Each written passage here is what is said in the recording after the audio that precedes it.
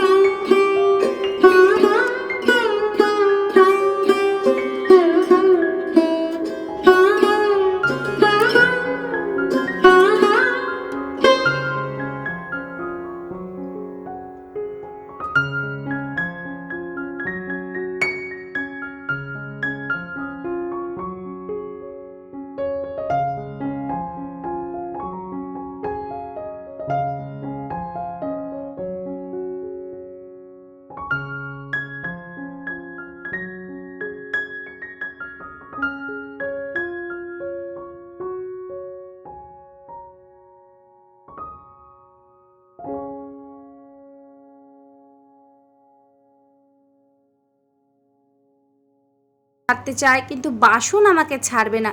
মানে বাসন বেসিনে পড়তেই থাকবে। আর আমরা টুকিটাকি এটা সেটা খেতে থাকি, তো ফল টল খাই মুড়ি টুড়ি খাওয়ার পর।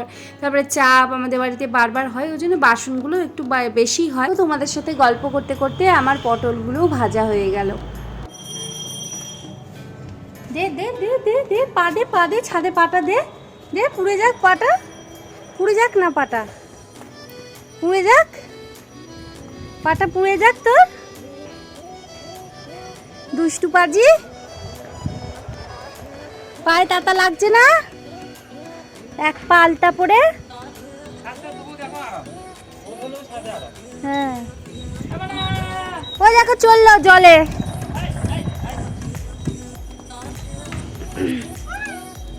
দেখো দেখেছো আমার দুষ্টু বুড়িটাকে? আমরা ছাদে এসেছি জামা কাপড় তুলতে, ও চলে এসছে। আর ওর বাবা এসেছিল এই তোষকগুলোকে তুলতে, আর ও চলে এসছে। ওর বাবা যেমন করে গোটাচ্ছে ও একটু চেষ্টা করলো, তারপর যখন দেখলো হলো না তারপর ছেড়ে দিল। দিয়ে যাই হোক আবার রান্নাঘরে চলে গেছি। দেখো ভাত বাড়ছি। আজকে তো বললুমিন সেরকম কিছু রান্না করিনি, ডিমের শাক আলু সেদ্ধ আর হচ্ছে তোমার পটল ভাজা আর মাছের ঝোল করেছিলাম। আর আজকে তো হচ্ছে সোমবার, আর সোমবার মানেই হচ্ছে আমার নিরামিষ। আমি তো নিরামিষ খাই, ওই জন্য আমি কি খাচ্ছি বলো তো, জল ঢেলে আলু সেদ্ধ নিয়েছি একটু, আর একটু পটল ভাজা। আর আমার থালাটা দেখতে পাচ্ছ কইটুকু থালা, মানে আমি ভাত কম খাই তো ওই জন্য আমি বেশি বড় থালা নিই না, একটু ছোট থালায় নিই। আমি ভাত যাতে মানে বেশি না হয়ে যায় খাবারের পরিমাণটা, আমি ওই জন্য ছোটো থালাতে খাই আর অল্প খাই। মানে ভাতটা আমি প্রচুরই কম খাই, তার একটাই কারণ জানোই তো আমার সুগার আছে, ও আর কি নতুন করে বলবো। যাই হোক তারপরে দেখো আমরা তিনজনে একসাথে মিলে বসে ভাত খাচ্ছিল। আর তার আগে মেয়ে আর দাদুর খাওয়া হয়ে গেছে। তারপরে দেখো বিকেলবেলা উপরে এসেছি জামা কাপড় তুলতে, আর বাইরের আকাশটার অবস্থা দেখো। বহুদিন পর যদিও একটু স্বস্তির নিঃশ্বাস যে হ্যাঁ বৃষ্টি পড়ছে, কারণ যা গরমটা গেল গো, যা গরম সবাইকে ভোগ করতে হচ্ছে তার তো কোনো বর্ণনা করার কোনো কথাই নাই। মানে সবারই যা অবস্থা হলো। আর এরপর আবার দেখবে সবার ঠান্ডা লাগবে। এই বৃষ্টি হচ্ছে একটু ঠান্ডা পড়ছে, আবার দেখবে সকাল থেকে উঠে বিশাল গরম। যাই হোক দেখো আমি জামা কাপড়গুলো তুলে আর জামা কাপড়গুলো মিলছিল, আর এমন বিদ্যুৎ চমকাচ্ছিল মানে, আর হাওয়াটার এমন আওয়াজ, মানে এত ভয় লাগছিল না আর কি বলবো। কিন্তু কাজগুলো তো করতেই হবে, যেহেতু জামা কাপড়গুলো সকালে মিলিনি, না মিললে তো একটা বাজে গন্ধ ছেড়ে যাবে। ওই জন্য কোনো রকমের জামা কাপড়গুলো মিলে আমি ভাবছিলাম নিচে গেলে বাঁচি। Hello friends, good afternoon.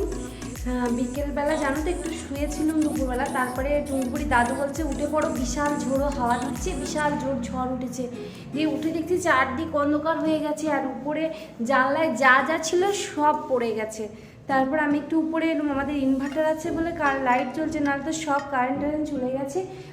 ঝড়টার কি আওয়াজ, বাপরে বাপ, সে একটা ভয়ানক আওয়াজ হচ্ছে। আর ও জামা কাপড়গুলো মেলা হয়নি, বিকেলের যে কাজগুলো আমার থাকে সেগুলো হয়নি। আমি আবার তাড়াতাড়ি করে উপরে এলাম, সেগুলো এখন করছি। বাপরে বাপটা ঝড়টার আওয়াজ বলবে, বিশাল আওয়াজ। ওগুলো মিলে দেওয়ার পর জানো তো ভয় লাগছিল, উপরে কেউ ছিল না আমি ছাড়া, আমি একাই ছিলাম, ওই জন্য ভয় লাগছিল। কিন্তু তাও ভাবলাম জামা কাপড়গুলো গুছিয়ে নিই, নাহলে এত জামা কাপড় আবার কালকে হবে, দিয়ে অনেক জামা কাপড় হয়ে যাবে, তখন গোছাতে অসুবিধা হবে, তাহলে গুছিয়ে নিই দিয়ে নিচে যাব। কিন্তু বিশ্বাস করো একটা নাইটি গুছিয়েছি, তারপরে এমন হাওয়া দিচ্ছে, আমি আর ভয়ে মানে ওখানে দাঁড়িয়ে থাকি না, আমি নিচে চলে গেছি। দিয়ে দেখো ওখানে নিচে গিয়ে বৃষ্টি পড়ছে, বৃষ্টির মজা নিচ্ছিলাম। আর তোমরা জানোই তো যারা না বিকেলে বাইরে বেরোয়, মানে যারা বিকেলে বাইরে বেরোয় তারা আমার এই অনুভূতিটা বুঝতে পারবে। মানে বিকেলে যদি বাইরে না বেরোতে পারি না, তাহলে একদম ভালো লাগে না। এই যে মোনা, কি হচ্ছে রে, কি হচ্ছে রে মোনা? বৃষ্টি পড়ছে দেখ কেমন, হেভি বৃষ্টি, ঠান্ডা ঠান্ডা হাওয়া, স্বস্তির নিঃশ্বাস, বহুদিন পর গরম থেকে রেহাই। বাপরে বাপ কি গরমটাই না ছিল, মনে অবাক হয়ে গেছে ভাবছে কি হচ্ছে।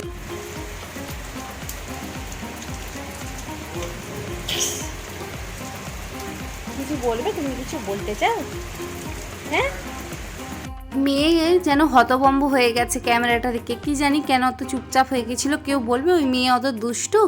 যাই হোক দেখো কি সুন্দর লাগছে, সন্ধ্যের পর আকাশটা সূর্যটাকে দারুণ লাগছে, ভাবলাম তোমাদের সাথেও একটু শেয়ার করি। তারপর সন্ধ্যা লেগে গেছিলো, দেখো সন্ধ্যের পর আস্তে আস্তে আমার যে সন্ধ্যের রুটিন সেগুলো শুরু করে দিয়েছিলাম।